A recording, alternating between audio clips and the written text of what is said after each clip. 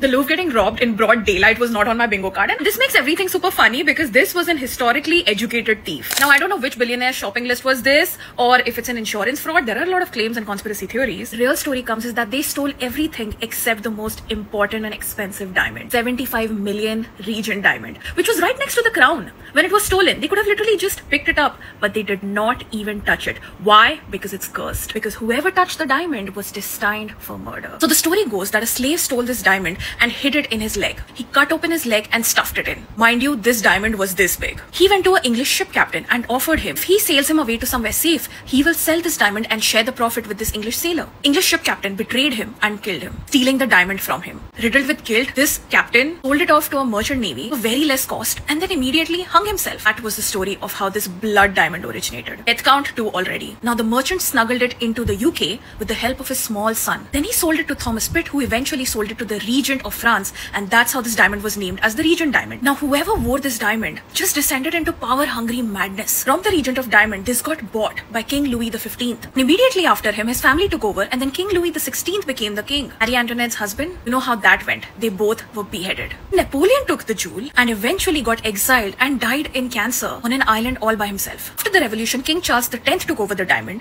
and then he became power-hungry and mad. He got overthrown and exiled. And after him, Napoleon III got exiled again. Whichever hands this diamond was passed to was doomed for ending. Hunger, madness, power, and exile, ultimately leading to death. That's how, after the revolution, it made its way into the Louvre. Now, this gives me a very crooked sense of satisfaction that a stolen diamond was stolen. And it's so funny that even AI can't replicate this. Can recruit this team to go look for the Kohinoor.